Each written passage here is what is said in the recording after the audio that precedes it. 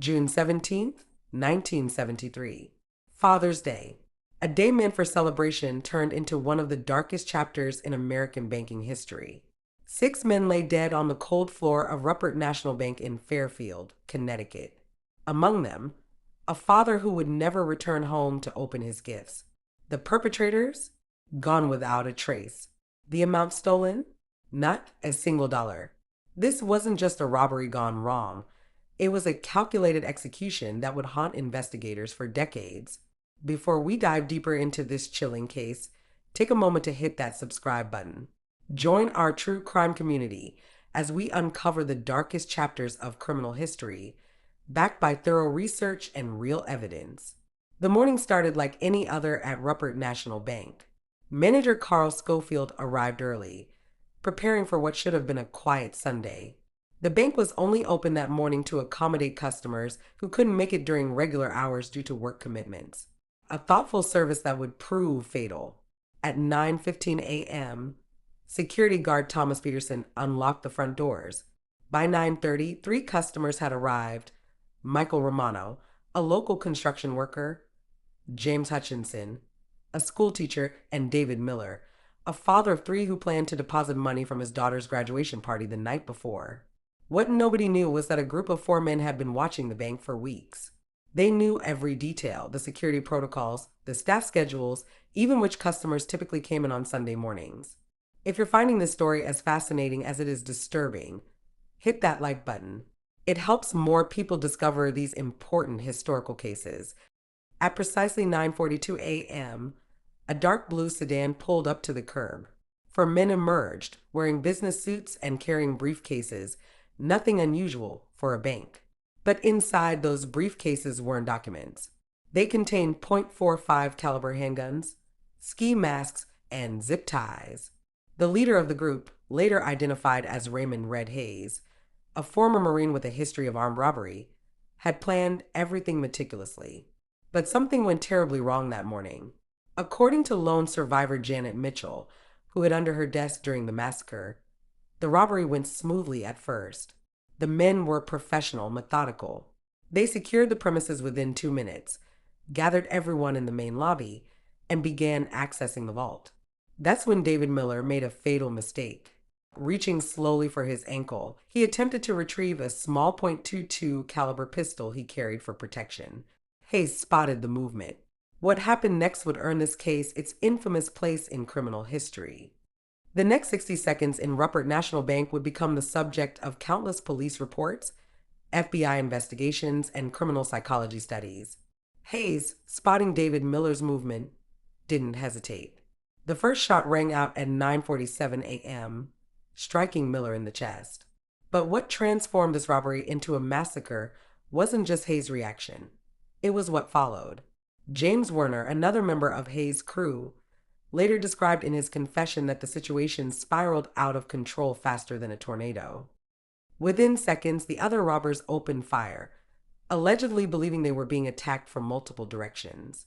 The bank's security cameras captured the horrifying sequence, though the footage wouldn't be released to the public for another 30 years. Speaking of evidence, if you're as fascinated by the real details behind true crime cases as we are, take a moment to subscribe. We dive deep into actual case files, police reports, and court documents to bring you the most accurate accounts possible.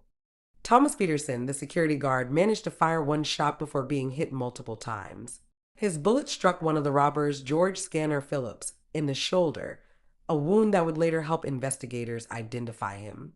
But the bloodshed was far from over. Carl Schofield, the bank manager, tried to reason with Hayes. As a former military man himself, he attempted to appeal to Hayes' service background. According to Janet Mitchell's testimony, Schofield raised his hands and said, "We're all just working men here. Nobody needs to die today." Hayes' response was chilling. Today isn't about needs. It's about settling scores. This cryptic statement would later become crucial to understanding the true motive behind the massacre. You see, Hayes had a connection to Ruppert National Bank that investigators wouldn't discover for almost a decade. His father, William Hayes, had been a longtime employee until 1968, when he was fired for suspected embezzlement. Unable to find work afterward, William took his own life on of all days, Father's Day 1969. The massacre continued methodically. Unlike most bank robberies turned violent, this wasn't chaos, it was execution. Michael Romano was shot while shielding elderly customer Margaret Wilkins behind a desk. James Hutchinson died trying to reach the alarm button. Even the bank's janitor, Ricardo Fernandez, who had been in the basement and came upstairs to investigate the noise, was gunned down on the stairs. If you're following this devastating story, give this video a like. It helps our channel continue bringing these important historical cases to light. But perhaps the most tragic detail emerged in the aftermath.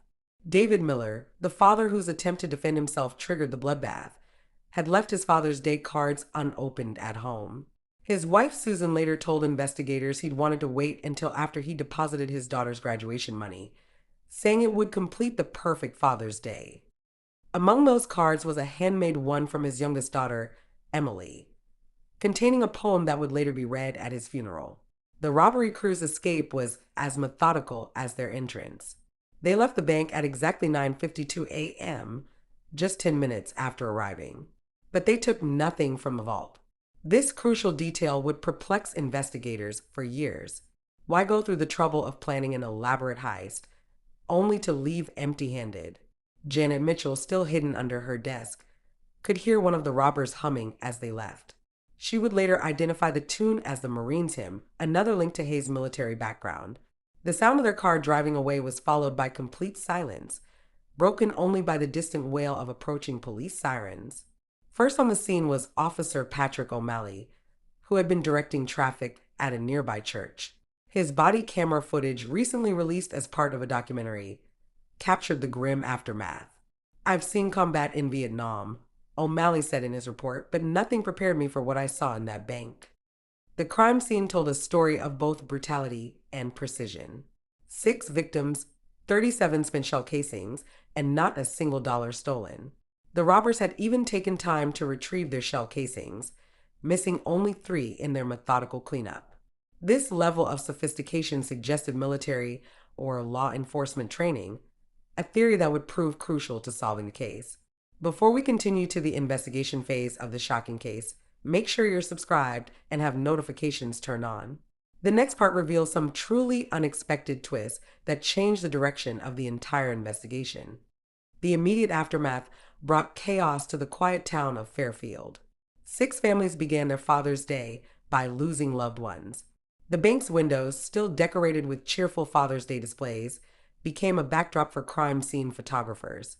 Local florists reported selling out of flowers as mourners created an impromptu memorial outside the bank. But amidst the tragedy, crucial evidence was already emerging. The blood from Philip's shoulder wound, a single fingerprint on a door frame, a witness who saw the dark blue sedan's license plate, but only partially. And most importantly, Hayes' cryptic comment about settling scores, a remark that would eventually lead investigators to uncover the true motive behind the Father's Day massacre. The FBI arrived within hours, led by Special Agent Diana Harper, who would dedicate the next 7 years of her career to solving this case. Her first observation set the tone for the entire investigation. This isn't about money. This is about sending a message. We just need to figure out who the message was for. Special Agent Diana Harper's first breakthrough came from an unexpected source: a pawn shop owner in Providence, Rhode Island. 3 days before the massacre, a man matching Hayes' description had sold a collection of old bank documents. Among them were employee records from Ruppert National Bank, dated 1968. The pawn shop security camera footage was grainy, but it provided investigators with their first clear image of Hayes without his mask. The investigation took an intriguing turn when forensics discovered something peculiar about the bullet patterns in the bank. Each victim had been shot with military precision, center mass, minimal spread. This wasn't random violence, it was tactical execution. Agent Harper brought in military experts who confirmed that the shooting pattern matched advanced Marine Corps training techniques from the late 1960s. For those just joining our deep dive into this shocking case, hit that subscribe button. We're about to uncover how a small detail in a decade-old personnel file broke this case wide open. The connection to William Hayes' suicide initially seemed like a dead end.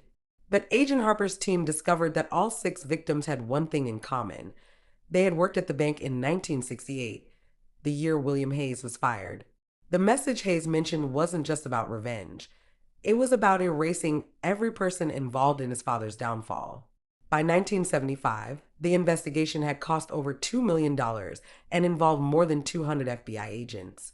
The case file grew to occupy an entire room at the FBI field office in Connecticut. Agent Harper's dedication bordered on obsession. She interviewed 1,457 former Marines who served between 1965 and 1973, cross-referencing their locations with known sightings of Hayes and his crew. The breakthrough came in September 1976. A retired Marine Corps drill instructor recognized Hayes from the pawn shop footage.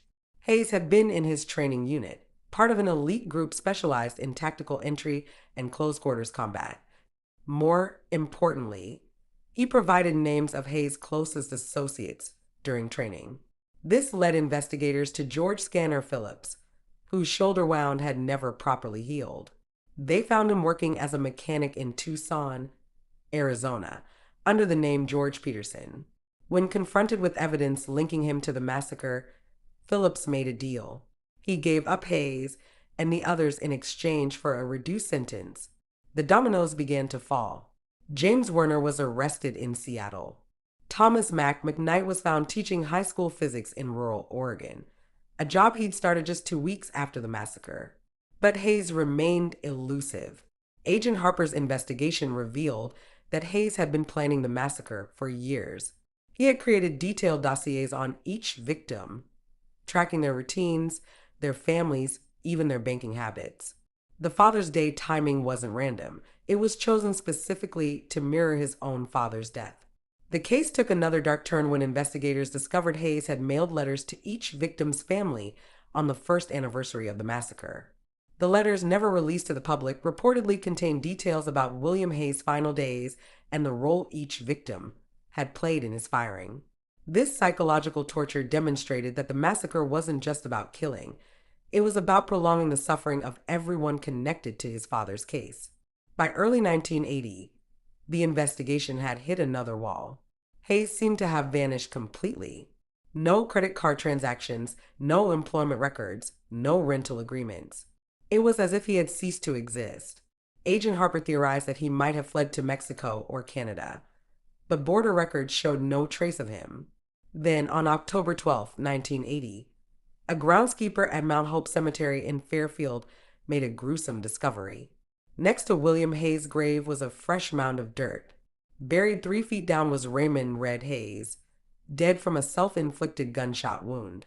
Beside him lay a detailed confession, explaining every aspect of the massacre and the years of planning that went into it.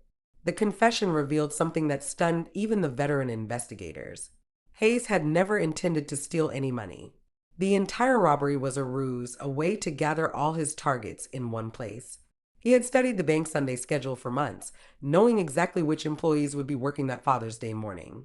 As we approach the final chapter of this devastating case, take a moment to like and subscribe if you appreciate these in-depth explorations of true crime history. Hayes' confession didn't just provide closure, it opened new wounds. His detailed journals, found in a waterproof container buried with him, revealed the full extent of his psychological deterioration. For 7 years, he had lived in a small cabin in the Vermont wilderness, surviving off-grid while obsessively documenting every detail of his crime. The impact on Fairfield was profound and lasting. Janet Mitchell, the lone survivor, spent years in therapy before finally leaving Connecticut in 1985. In a rare interview for the 30th anniversary of the massacre, she revealed that she still couldn't enter a bank without experiencing panic attacks. Every Father's Day, she said, I remember the sound of that Marine hymn. Sometimes I wake up hearing it. The investigation's conclusion brought mixed emotions to the victims' families. Susan Miller, David's widow, spoke at Phillips' sentencing in 1981. My children lost their father, she said, but they also lost their sense of safety in the world. How do you heal from something like that? If you stayed with us through this devastating journey, please consider subscribing to help us continue sharing these important historical cases that shaped modern criminal justice. The case led to significant changes in bank security protocols nationwide. The Sunday service practice was largely abandoned. Multiple security guards became standard for any bank operation, and emergency response procedures were completely overhauled. The FBI even created a new training module based on the case, focusing on the recognition of revenge-motivated crimes. The three surviving members of Hayes' crew faced different fates. Phillips received 25 years for his cooperation, but died in prison in 1989. Werner served 40 years and was released in 2021, now living under a new identity. McKnight received life without parole and continues to teach physics to fellow inmates at a federal penitentiary. Agent Harper never fully recovered from the case. She retired from the FBI in 1982, dedicating her remaining years to victim advocacy. Her personal notes, released after her death in 2018, revealed the toll the investigation had taken. Sometimes, she wrote, the most dangerous criminals aren't the ones who want money or power. They're the ones who think they're avenging a moral wrong. The Ruppert National Bank building stood empty for decades, a silent monument to that Father's Day morning. In 2010, it was finally demolished. Today, a memorial garden stands in its place, with 6 granite benches bearing the names of the victims. Every Father's Day, families gather there to remember their loved ones. But perhaps the most chilling legacy of the case came from Hayes' final journal entry, written just before his suicide. Father's Day, 1969. They killed my father with paper and protocols. Father's Day, 1973. I killed them with bullets and precision. Father's Day, 1980. I join him, knowing the score is settled. The circle is complete. This case remains a stark reminder of how personal tragedy can spawn unimaginable violence, and how the ripples of one act of revenge can affect generations. The Father's Day massacre changed not just the lives of those directly involved, but the entire landscape of bank security and FBI investigation procedures. The victims, Carl Schofield, Thomas Peterson, Michael Romano, James Hutchinson, David Miller, and Ricardo Fernandez, were more than just names in a case file. They were fathers, sons, husbands, and friends. Their deaths served as a catalyst for change, ensuring that such a carefully orchestrated act of revenge would be much harder to execute in the future. As for William Hayes, the man whose firing and suicide set this tragic chain of events in motion, his personnel file at Ruppert National Bank was eventually reviewed by independent auditors in 1985. They found that the embezzlement charges against him were largely circumstantial, based on accounting errors that could have been explained. This final irony adds another layer of tragedy to an already devastating case. Today, the Father's Day massacre serves as a case study in criminal psychology, banking security, and law enforcement response protocols. It reminds us that behind every crime statistic are real people, real families, and real consequences that echo through time.